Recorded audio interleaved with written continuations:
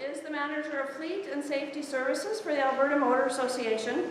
The AMA has worked with over 1,400 companies in Alberta, providing professional assessments and training for close to 10,000 fleet drivers each year.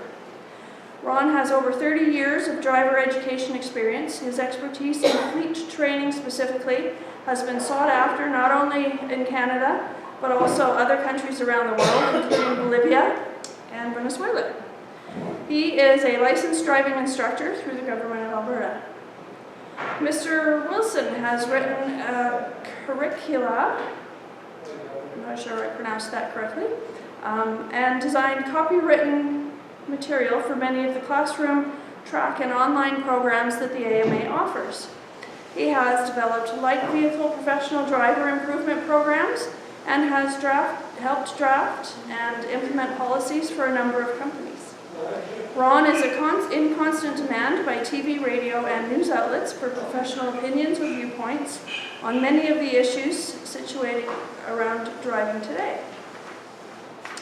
So, welcome Ron. Thanks. Thank you. Okay, so this brings us into this, so that was my travel part. I'm not the travel guy, I'm the driver education guy. So feel free with any driver education questions, I think I can answer them. Okay, but we're gonna get through this. So CarFit is something that was developed through our AAA, our affiliate. CAA stands for Canadian Automobile Association.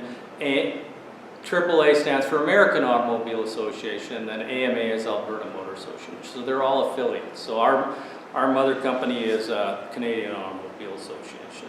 So this came through the AAA with occupational therapists, and then it was adopted by the CAA and all the different clubs, AMA being one. Okay, so that's where it came from. We're not going to be doing a CarFit today because we don't see a car. Those are drums, not a car. So we're not doing a CarFit with an actual vehicle, but I will talk about things you should look for, and you can just say to yourself as you're listening, yeah, I think I do that, or no, I don't do that, or maybe I need to change that when I'm doing this, as you'll see as I go through these slides. So there isn't anything right at this point for, if you're a member of AMA, for a CarFit set up right now. Typically we have them in the fall, but there isn't anything right now. But that said, like I said, I'm going to walk you through the kind of things we check for. Simple things. And that starts with safe driving. So I think this gentleman said earlier how phones have changed and people answering their phones in the last few years. So I've been teaching driving. October was 31 years. Has driving changed in this city in the last 31 years? How has it changed? Busier. Busier, much busier. When I started teaching driving, Calgary had 620,000 people in it. Yeah. Okay. We have roundabouts now. Road designs have changed, so more traffic volume, road designs have changed. Have vehicles changed? Vehicles have changed. Have the rules of the road changed? Have attitudes changed? Have attitudes changed? So what do you see with attitudes? A lot of people in a hurry nowadays? Has technology changed? Yeah. Has that changed maybe and transferred to some of that attitude with the driving and the things you're seeing?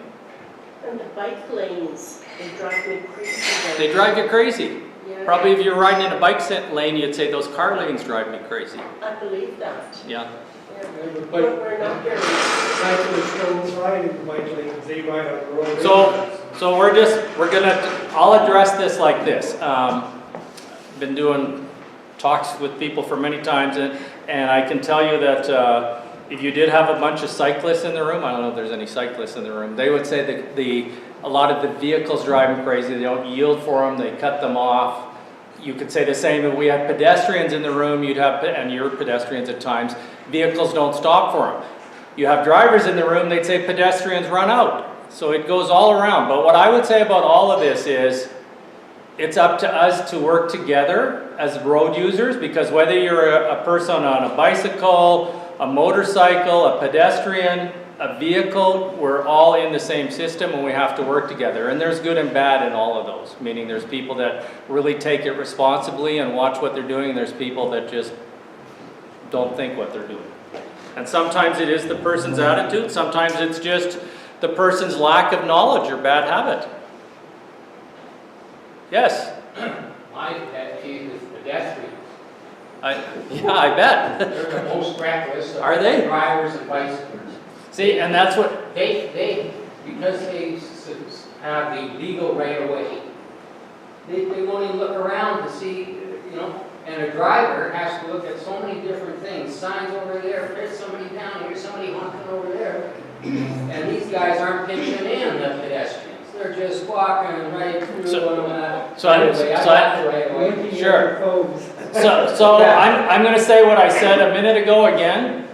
If you there's good and bad pedestrians, there's good and bad drivers. I walk to work. I work about 5 blocks from my office. I do a lot of driving with work, but I walk to work, and I can't count how many times in my life that drivers, young drivers, old drivers, male, female, all types of drivers, scoot right by me. I've had to dodge out of the crosswalk. That said, I've also got lots of times where people stop way back and are very courteous. So there's good and bad with everything. Oh, yes, but the way the laws are, pedestrians have no responsibility. Yes, they do with the way the laws are. You're not supposed to just run out in front of traffic, right? Oh, okay. You're supposed to cross at a legal crosswalk, aren't you? Or did the laws change since I came here today? Never know. Yeah, but if you hit them, it's still your fault. Well, you don't want to hit anybody, do you? Obviously, in this room, we don't want to hit anybody. I'm just saying, if you hit them, it's your fault. It's like a guy pushes the walk button and he gets back on his bicycle and rides across. Well, If I hit him, it's still my fault. I don't know, they don't have the latest stats for 2017 out, but I can tell you, usually every year, and I've been looking at stats for many years, it's not always, but it's usually the driver's fault when a pedestrian is hit. So tell me, you're teaching. Yes. You teach that we're all in this together. That's what I'm trying to teach today. And you have to look out for each other out there, because Absolutely. one day you're going to be distracted, the next day I'm going to be distracted. And we all make mistakes. The point I was making about drivers, we've got a heck of a lot more things to look at and take in than the pedestrian who's walking at a slower speed. Yeah. It really depends. Again, I walk to work, and in the winter, does everyone shovel their sidewalk? How slippery is the sidewalk? Horrible. So I walk to work, and are those roads plowed when I'm going to work at 6:45 in the morning? So you got to watch as a pedestrian also. But I understand what you're saying. I understand what you're. Bicycle paths are shoveled first. Pardon me? The bicycle paths are shoveled first. So let's see. For you, it's bicycles. For you, it's pedestrians. Someone over here doesn't like motorcycles. I know it. Everybody put your darn phone down. Okay, so again, we could go on about that. We could go on about speeding. We could go on about drinking and driving. So we're all in this together. Everyone in this room can only think for yourself as a driver or as a pedestrian, or you're riding a bicycle. So it's up to you to do everything you can to make sure it's safe. Whether somebody does it legally or illegally, I have a saying, you don't want to be dead right. Yeah. You know, or in a crash, it doesn't matter who's right, it's who's left that counts. So we change as we age, and that can change our driving. Okay? Changes in vision. You know, I have a light prescription for reading. Never had that before. Still have great vision far away, but that's changed on me. I don't think I'm as flexible as when I was 20 years old. I know my body tells me that after I do certain things, when I ski too much or stuff. So things change. This gets into CarFit, so safe driving. Always wear a seatbelt. Everyone wear a seatbelt here? Keeps you safe. You don't wear a seatbelt? No, to me, it's like being a distracted driver. I don't like to be a distracted driver. Okay. Wearing a seatbelt is like being a distracted driver. That's the first time I've heard that. But, by the way, I'm not here to judge anyone or put you down or anything like that, but I'm here to make you think about driving. Okay, so if you were in a crash, are you by yourself all the time? Most of the time. Most of the time? You ever have somebody important sitting beside you? More important to me. Someone important to you. Maybe not more important to you. I'm not going to go down that road with you. You ever have a friend or family member sitting beside you? Yeah. You're a tall man. What do you weigh? A couple 100 pounds? You don't have to give us specific. You don't have to be specific. Probably close to something like that. Yeah. Okay, so this gentleman's driving without a seatbelt because you find it distracting. We'll come back to that. And does anyone here sit beside him sometimes? Not if he's not wearing a seatbelt. Nobody will drive with you, that tells me something. Okay, so just teasing. So you've got somebody beside you, sitting there, you're driving. Somebody comes through an intersection and hits you. It's very common, happens every day in Alberta.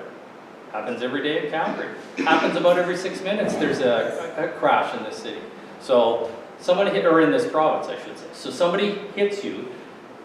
Your weight transfer now goes into that person beside you.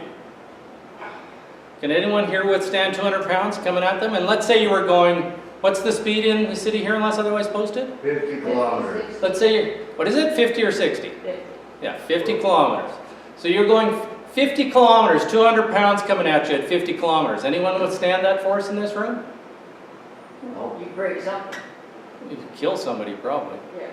There's people paralyzed and all kinds of things from that, from not wearing their belts, from getting hit by somebody else that's not secured. So I would suggest you wear your seatbelt. It's the law. It's for your safety. It protects other people also. If you have to swerve out of the way of something, do you think you can hold yourself behind the wheel? I'm licensed to teach on a track, advanced vehicle control, and if you start swerving around like that, you'd be amazed how that seatbelt snugs in and holds you in place. So if you're out on the road and that starts to happen, what's going to hold you? You can't hold yourself behind the wheel. Okay, then, That's all I can tell you about that, sir, for the seatbelt. It's law and we're supposed to wear our seatbelt, and it's to protect you and it's to protect others. I thought some years ago, Yes. some years ago, it seems to me that doctors could sort of prescribe that anyone with back issues or so on could be released from that law, from that seatbelt. And that's still on the books. If somebody has a certain situation that prevents them from wearing a seatbelt, but I think that's pretty rare nowadays. And if somebody has that, they probably shouldn't be driving in my mind, or they can't sit That properly. actually bugs me because I need to, I can't just sit tied in like this. No? I need to kind of move my shoulders Okay. and move around a little bit. Yes. You can get those clips that you put so it doesn't tighten. It would in an emergency. Yeah, and I'm going to get But into it some doesn't pieces tighten here. up on you. And you Yeah. get those foam pad things that was. Yeah, you can get. I thought I used to have that in a previous car I had, but I don't have it. No.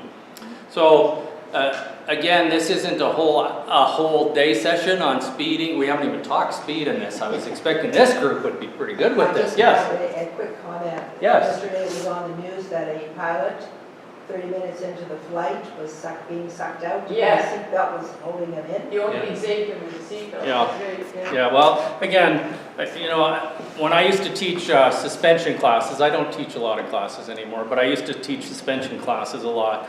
And I'd get a whole room full of people, especially when I became a driving instructor, there was no seatbelt law, right? 31 years ago, there was no seatbelt law. And then seatbelts became law, and guess what? I would have a whole room of people saying, I won't wear a seatbelt, and that went on for a long time. We're seeing that right now with phones, because phones weren't against the law, but a lot of people used phones before they were law. Now you got the same thing happening, so I've seen that with that too. But the thing I remember was very sad. A young guy took his girlfriend to teach her driving on a Sunday. First mistake, should have probably came to AMA for driving lessons. But anyways, took her to a parking lot and probably nervous. He's teaching her to drive. She doesn't know how to drive. He's not a driving instructor. Didn't get her to buckle in, didn't notice. And she hit a light standard and died. And it was very low speed. So I used to share that one. So, anyways, it's meant to keep you in the vehicle. It's meant to protect you. It's meant to protect others, because if you're not getting kept in the vehicle, you can go out of control. Okay. Driving skills. So as we get older, things change, but if you want to keep driving, the best way to keep driving is to keep those skills up, because they'll deteriorate over time, right? So driving skills are the same as any other skill. rust out versus burnout, you should drive every week if possible. Now, if it's a bad snowstorm, probably a lot of people in here don't want to drive, and I'm not saying to drive through every snowstorm, but if you want to continue to drive as you age, it's good to keep practice. You know, we will get sometimes people come to AMA because their license has been downgraded and they want to keep their license and they want to take a driving lesson, and they really never drove in the last however 2 years or 3 years, but they want to keep that license. So, you think there comes a time when we shouldn't drive anymore? Yes. Yes. Not going in there with you, sir. Don't worry. Just asking. There does come a time, though. Okay, so visual skills. Looking ahead. So we should look ahead about a block and a half in the city. So these are the parts we go through with the CarFit. So again, I'm saying it. You can think about it and you can say to yourself, yeah, I do that. Good for me. Or I'm not sure if I do that. Maybe I need to think about that. Or I don't do that. I need to start doing it. So as I go through these, those are kind of what you can say inside to yourself. Okay, out in the rural area or on Deerfoot, for example, 20 to 30 seconds ahead. Okay, so that's about 3/4 of a kilometer ahead. So a lot of people think you can't look that far ahead. As a driving instructor, I look about 3 blocks ahead when I drive. You should look at least a block and a half ahead. Easy way to tell next time you're driving, probably out on this road next after you leave here today if you're driving. So as you're driving, you should be able to look up to the next block and see if there's lights there. What color are those lights? Not when you get there, that's too late, right? Get the big picture. How often should we check our mirrors? All the time. I always get that answer. Great answer. Can anyone pinpoint a little bit more than that? In terms of time. You'll see I'm talking in time. We teach in time at AMA. It's very accurate that way. Very easy to understand. As you sit in the car and start driving, Okay, so how often should I check my mirrors? every time, Every few seconds. and then after that, as you're driving, Okay. you can take a check. So you'll check your mirrors at least every 5 to 8 seconds is what you should be doing, or any time prior to braking. Why should we check our mirrors anytime prior to braking? Who's come smashing behind you? What's the #1 crash? Year in, year out? Rear end crash. So you're coming up to a red traffic light, you're coming up to a stop sign. You're looking, we just said, a block and a half ahead. You got lots of time to plan here. So you're looking ahead. I got a red light up there. What's behind me? That guy looks a little close. You'll notice, ladies, I said that guy. Eh? Okay, so you look to change lanes. Maybe you start to slow down sooner, control what's going on. Okay, so check your mirrors every 5 to 8 seconds or any time prior to braking. Move your eyes about every 2 seconds. That's how often we should be checking. A lot of times when we go out and we train with people, one of the things I do at AMA is work with company drivers, but I started teaching, I've taught all types of drivers. And we have a little mirror we use, and I will see with a lot of professional company drivers, they don't check their mirrors near enough. Now, I can sit there and look in the mirror and I can count almost a minute and they haven't even checked the mirrors. We should be moving those eyes. Is that not distracting sometimes? To check your mirrors? Yeah. No, that keeps you alert to what's going on the road, eh? Don't you want to know what's behind you and what's happening around you? Well, definitely there's times, but if you take away from looking in front. Well, if you just focus in front, you're not going to see with the big picture of what's going on around you. So it's not distracting, it's the proper way to drive.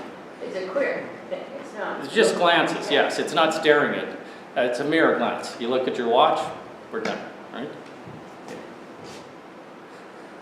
Okay, identify where the intersection is controlled or uncontrolled. Know the right of way. Is there any uncontrolled intersections around here? Anyone go to a shopping mall? Nobody shops here, I knew it.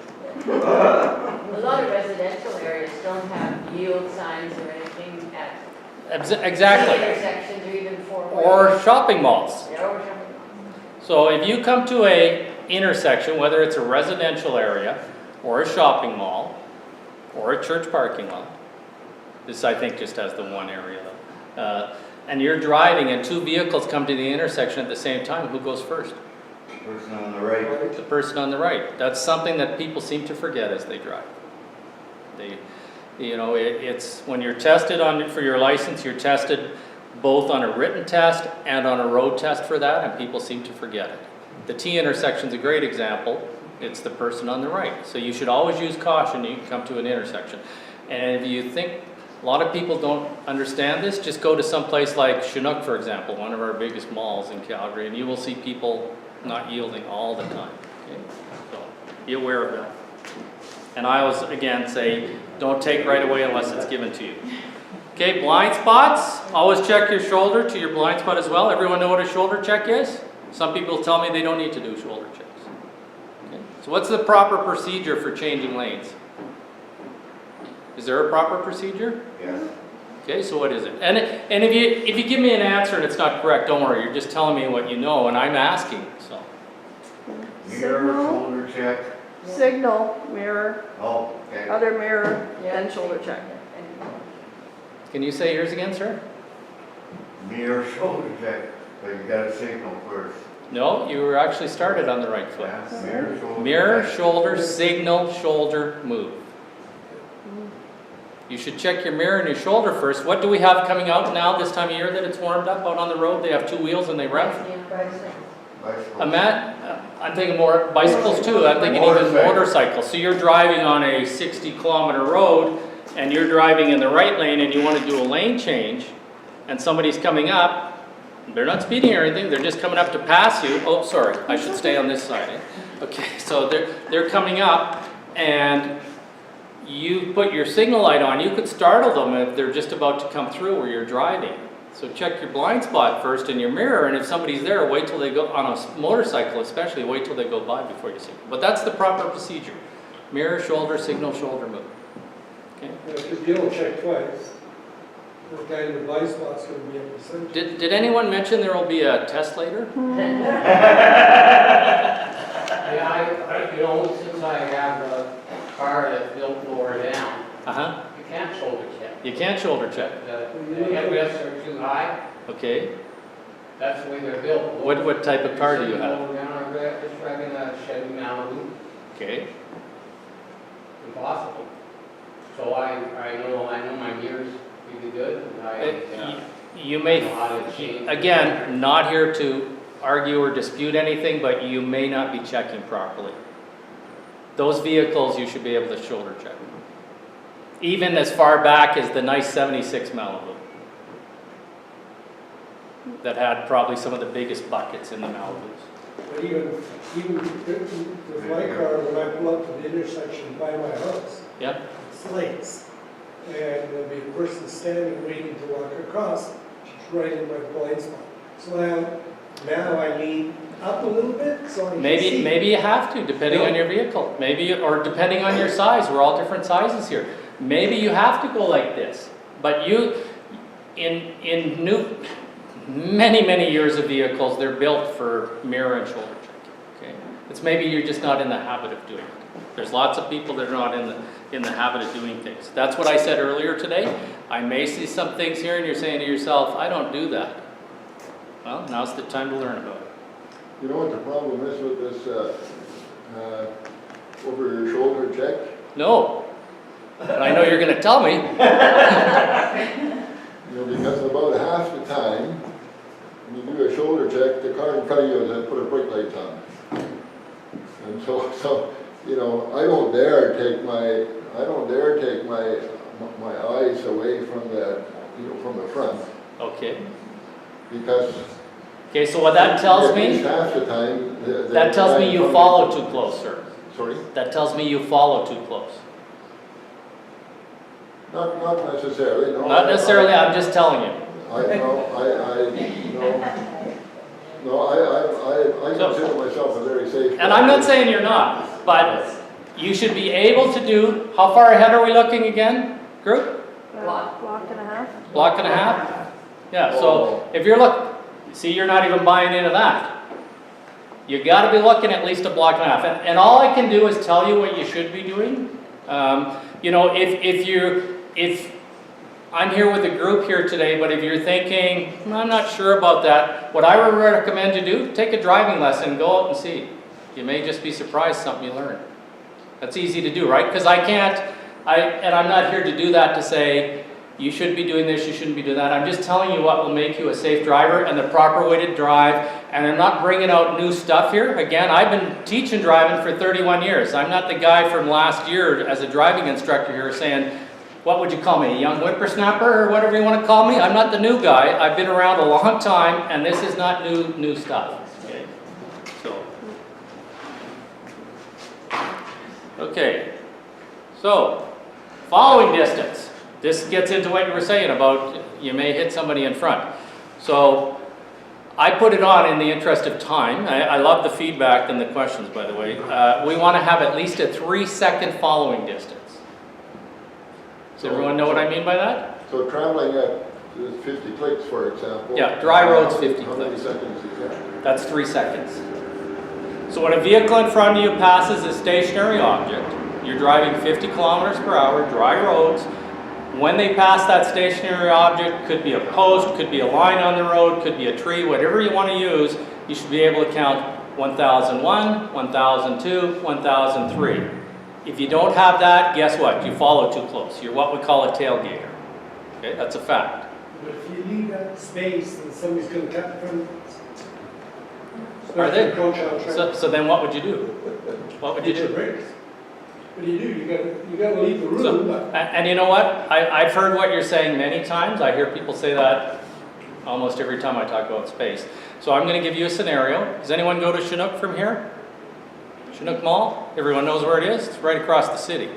So I'm using Chinook because it's a long ways away. So we're going to go to Chinook later. Just making this up. We're not doing a field trip. Okay, so we're going to go to Chinook later. And on the way to Chinook, I'm going to keep my 3-second following distance because I know it'll keep me from having a crash. It'll be one way that will assist me. It's a good thing to do. And there's going to be 100 vehicles cut in, like you're saying. 100 vehicles. This will never happen. I'm really exaggerating this for a reason. 100 vehicles cut in on my way there. So every time somebody does it, I just back off because I can only control the space in front of me. And that's what's going to keep me with my vision and from having a crash. So I slow down. So when I get there, how much time have I lost if 100 vehicles cut me off? Simple math. If I drop back 2 seconds, 200 seconds. If I drop back 3 seconds, I wouldn't even have to drop back that much because I already have a space. I'd lose maybe 200 seconds from here to Chinook. What's that in your daily trip? And I'm exaggerating the point to show you. So if somebody gets in front of you, let them go. Let them go and back off. And people might cut in front of you, but it doesn't matter. How many seconds would you need going at 110 on the QE2? On a dry road, we'd say about 5 seconds. 5 seconds. Yeah.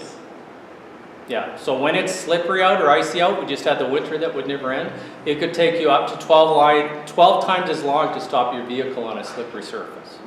So you'd want to increase that following distance, okay? The number one crash, I alluded to it earlier, was a rear end crash. So it's a lot of people are doing it wrong. And again, going back to the pedestrian or the jaywalker or the speeder or whatever, we can't control what the other people are doing out there. We can only control what we do in a vehicle. Wouldn't you agree with that? No. Are we the ones that are supposed to control what the other people do? No. Don't see anyone with police hats on in this room here, so I don't think so. So therefore, it's up to us. You don't want to rear end somebody, do you? No. You don't want to be in a crash. So keep space. It's easy to do. The thing that'll give you your best visibility, if you don't keep that space, you won't be able to see a block and a half ahead, by the way.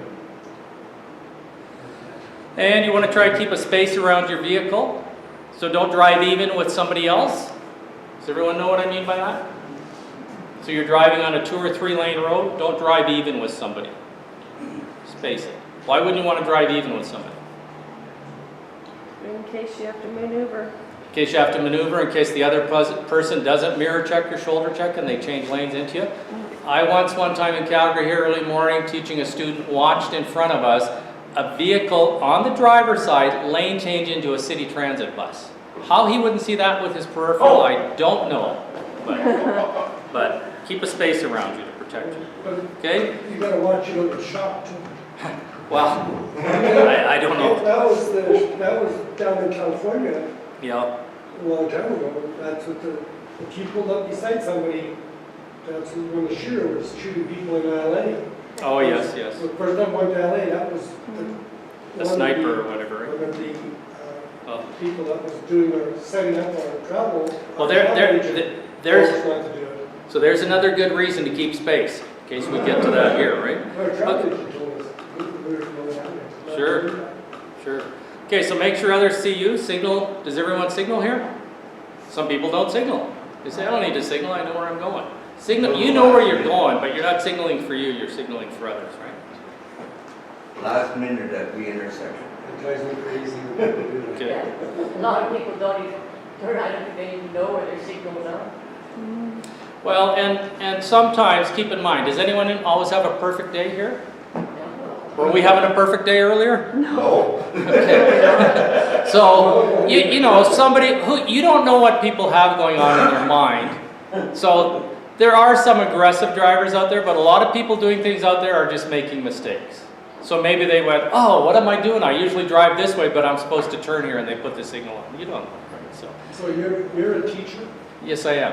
You guys teach when you pull up to, before you get to that intersection, the signal? Yes. Or you teach wait till you get to that intersection? No, we teach before the intersection, just like the law would say. I think you were saying the law earlier. Where I live, like I say, I live right beside this lights, and very seldom do I pull out to turn when the people coming at me are signaling. Most of them wait till they're just about at the intersection or in the intersection.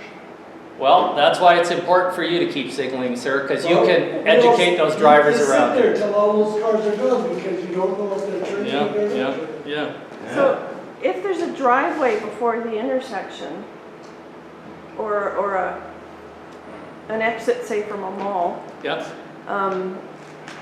it may confuse people if you put it on too soon and they think you're going to turn into that. So I know what you're getting at. So if you were driving in this area, this is an older area, has alleys in the middle of the block usually, am I right? Yeah. Okay, so you're driving, if you were going to be turning right up there and the alley is here, wait till you're past the alley. You're driving by a mall and there's lots of driveways, but there's some places where nowadays, and for many years, they have that driveway into a mall or a gas station right at the end. So you want to signal. You want to signal prior to that. Because you have to signal, legally you have to signal, who can tell me? How far back? So we don't know everything about driving in this room, see? 30 meters you have to signal. So. We say about a half a block. But yeah, you're right, if there's an alley before, wait. Yes? I have a question. When you're driving and you've got 2 lanes where you're in, there's 2 lanes coming this Yeah. way. 4-lane road, 2 going each way? Yeah. Okay. And somebody is crossing the road here in front of you. Do you wait until their foot has touched the... So you're talking a pedestrian? Yes. You're at a pedestrian crosswalk. Okay, I'm gonna have to visually do this. So I'm at a pedestrian, I'm in the vehicle. There's a pedestrian coming this way. So I'm stopped. Pedestrian is going from this side to this side. Yeah. Okay? When they get to that side, then I can go. If When they're, their foot is on the yes, sidewalk. on the other yeah. side, then I can go. Yeah, that's what I thought. This is where a lot of people say, well, I don't want to wait forever. It gets into what we want all of a sudden with driving, doesn't it? What's convenient for Does that us? include when there's a meridian in the middle? If there's a meridian in the middle, then once they're past that meridian, you could carry on. Oh, maybe Now you're turning left. I'm going to try and give all the scenarios. I'm turning left. There's a pedestrian walking from that corner to here. Everyone visualizing what I'm saying? Mm-hmm. Yeah. I would, when I'm turning left, once they got past me on this side, I can turn, but if they're going this way, same direction as me to that crosswalk, I'd have to wait till they got to the other side. Okay? So if you're turning right and... Okay, so we'll do the right turn, okay? Okay, the right turn. So I'll explain both right turns. So I'm in the right lane to begin with, and I'm turning right. There's this crosswalk right here, okay? Correct? If somebody's coming from that end, so they're coming from the north to the south corner, I'm on the south corner, does that make it easier? Yeah. They're coming from the north to the south corner, I would have to wait till they're on that south corner before I could go. Now they're going from the south corner to the north corner. If there was that meridian in the middle you're saying, once they got to that, I could go, or once they got to out of my lanes, I could go. Okay? That said, that's legally. There's somebody about this big crossing, and why they don't have a parent with them, I have no idea. I would wait till they're on the sidewalk. Because I always want to do what's safe too. So where there's flashing lights Yes. and they've crossed, you have to wait till the light stops flashing or? No, you have to slow down. If they're passed again, the As same, long as all they're directions I passed. gave, you could carry on. You had a question or a comment? Yeah, it's ancillary to that, and another one, but once they're past you can't knock them over, so why the heck should you sit? I didn't make the laws, sir, I'm just telling you what the laws are, but again, I said somebody's this big, for example. Do you know what somebody this big will do? They'll turn around. Do you know what somebody this, a small child, do you know what they'll do?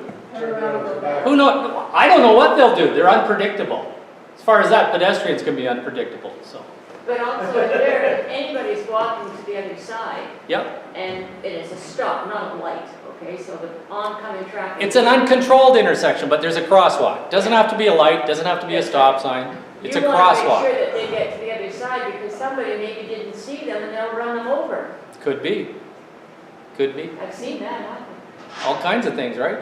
And that causes more accident because the driver gets impatient because they have to sit there for so long, they're late for Well- their point before they want to get Well, time. and with that said, keep in mind, I've heard in this room a few times today, and I'm probably not the only one that heard it in this room, I'm glad we have a big honest group in this room, that's a waste, or I don't want to do that. You know, we all have laws we probably don't agree with, but the laws are the laws, and you want to do what's safe and get home every day, don't you? So, you have a question at the back, and then I'm going to carry on. Not a question as Or much a as comment. where you're at an intersection or where you're turning, where there's oncoming traffic and somebody behind you. Yes, Quite often I'll put my window down and I'll hand signal okay, that I'm making a turn that may not be, or somebody's behind me. Where I go into my complex, I come off 90th Avenue by Glenmore Landing, okay, and my complex is on the left.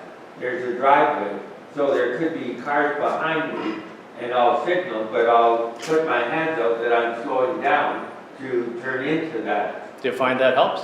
Oh, well, again. Do you do that in 30 below? Pardon me? Do you do that in the winter too, or rain, or? Yeah. Okay, well, I'm not gonna say no. No, I'm just saying, and even in the winter, if I'm at a stop sign or a light, I'll stop and I'll step on my brakes so the person behind me will slow down sooner than later. Okay, well, the main thing is you're signaling, your lights are all working. If you're doing that as an extra, I don't see a problem with it.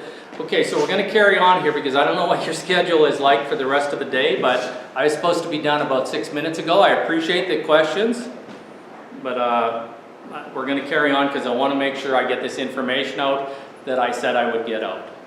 And again, I will just say this, if it got you feeling like, yeah, I don't know about that, or I think I don't need to do that, take a driving lesson, you might be surprised. Okay? So clear line of sight over the steering wheel, I used to teach people just put your fingers like that. If you can't see over the steering, so imagine I'm sitting, if I'm looking like this, have a friend that drives like that? See lots of drivers like that, don't you? Yeah. You can get a cushion. So easy way to do it is put your fingers like that. It's supposed to be about 3 inches. So just put your fingers like that on the top of your steering wheel, and if you can't see clearly over those fingers, get a cushion. Okay? That's what they're for. Okay, plenty of room between your breastbone and the airbag. So if you don't wear a seatbelt, you also risk that airbag. Airbags deploy at 300 K in about 1/20th of a second. Don't want to get hit by one of those. Sitting close, eh? So you should be at least 10 inches or 25 centimeters. So what we find when we do some of these is we find when just something as simple as the seating position, that people aren't seeing over the top of the steering wheel properly, or they're sitting way too close, or they're sitting way far back. You ever see somebody driving like this? They got one wrist on the wheel and they're way back like they're in a lounger? They're ready to react. So, simple stuff. Seatbelt that fits you comfortably. Properly adjusted head restraint. A lot of vehicles, I think this gentleman said his Malibu has the built-in head restraints. A lot of vehicles nowadays have them, but if they don't, you want to have it adjusted just as it shows in the image there. You know, a lot of people have a head restraint that's adjustable and they don't have it adjusted, and they get hit and they get a whiplash or a neck injury. So, some people call it a headrest, I call it a head restraint. It's to protect you, not to rest you. Okay, easy access to the gas and brake pedal. Proper way to brake and accelerate, something as simple as this, is the floorboard of the car. This is your right foot. You should be able to pivot just like that. That's your quickest reactions, your best control of it. A lot of people lift their legs. So again, I don't know what you do, but I'm getting you to think about it hopefully. Safe, comfortable seat position, proper way to wear a seatbelt. So then there's some people that wear a seatbelt and they put it under here. What would happen in there if you had a collision happen? Rip your armpit. Yeah, it wouldn't be good, would it? So there's the proper way to adjust your seat. Proper way, shoulder belt across the chest, lap belt across the hips and the upper thighs, not across your belly, right? Adapted devices that can help. So as we get older, some things that can help. There's the handy bar. Anyone have one of those? That can help you if you have trouble getting in and out of the vehicle. It hooks in there. It's also can also break the glass in an emergency. But the main thing is it's to help you get in and out. Does it stay there, or do you have to? No, you take it out, sir. Good question. No, you take it with you. It just clips right in there. It's very easy to use. If you have trouble getting in and out of the vehicle, it's just something to help. Same with the swivel seat. If you have trouble getting out, that can help you, and it can help you even more if you're using that other device. If you find you have trouble putting the seatbelt on because it's hard, you're finding it hard to pull nowadays. Maybe you've lost some use of your one arm, not as strong as it used to be. You can get a seatbelt extender. That will help make it a little easier on you. So there's lots of things that can help us be more comfortable when we drive. That's just some other things. A spinner knob. If you have trouble steering, maybe you don't have as much strength in both arms as you used to. So that could help you. That's just a sun visor to help. Something I put up here, so the government doesn't give out the handbook anymore. I don't know if you know that or not. Does anyone know that? No one's here tried to get a handbook to review the rules in the last while. I knew it. Okay, so they don't print that anymore, but that said, you can go online, that's the website, and you can read it online or you can print the book, whatever you want to do. Okay, and that's all the rules of the road. It's good to review once in a while. Wouldn't you agree? Yes. Okay. Just leave that on for a minute so everyone can get that written down. So when's a playground zone in effect in Calgary here? 7:30 in the morning to 9. Good for you. That's a bylaw in Calgary, right? And we know that because it's right on the sign. What they did a couple years ago, it's probably a little more than that now, they took away the school zones and they made them all playgrounds in Calgary. But if you go outside of Calgary, it could be different, right?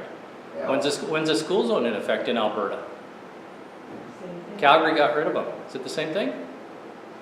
No. Anyone else? Used to be school hours, but I don't know. Used to be school hours. I can only tell you the last 31 years for a fact.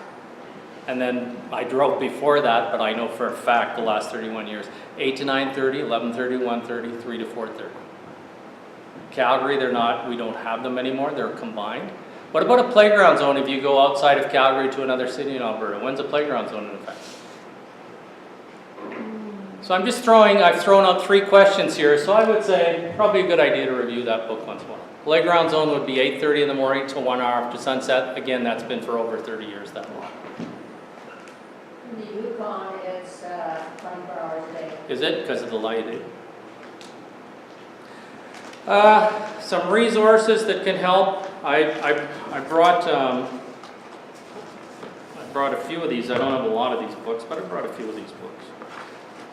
These have some tips in them. I'll put them on the table over here. If anyone wants one. And if you don't want the book, again, you can go online. Nice thing about online, you can go online, you can read things, you don't have to kill a tree, you can just read it, or if you want to print it, you can print it, that's up to you. Okay. I'll just let that get written down. Can I just ask, where do you buy those different gadgets? Like the hand pulling now? So you can get them at a lot of the co-ops, you can get them at some AMAs, you can get them at some different pharmacies. Okay. So the handy bar, do you go online sometimes? You go online and it'll show you all the places. I'm here Never to... heard of them before. The hand bar's been around for a few years. And, yeah, you know about that. So we did a little bit of a mature driver course today because we went a little bit off from what I was talking, which is fine. I'm happy to do it. There is a mature driver course also. Again, if you didn't want to go in the class or in the vehicle, you feel more comfortable in a class, there's a 6-hour course that AMA does. Okay? And it's got safe driving tips, steering, backing, visual. But again, I would encourage you I give a lot of people credit that come to an AMA and say, I'm concerned about my driving, I'd like to get my driving assessed. Do you think I see a lot of those people a year? I don't see a lot. No. You know what I usually see? They downgraded my license, I want a lesson now. Probably be more proactive to, if you're concerned or if your family's concerned about your driving, go take a driving lesson, see how you're doing. You know, My father did that when he turned 80. good for him. A lot of people don't do that. I give people credit there. He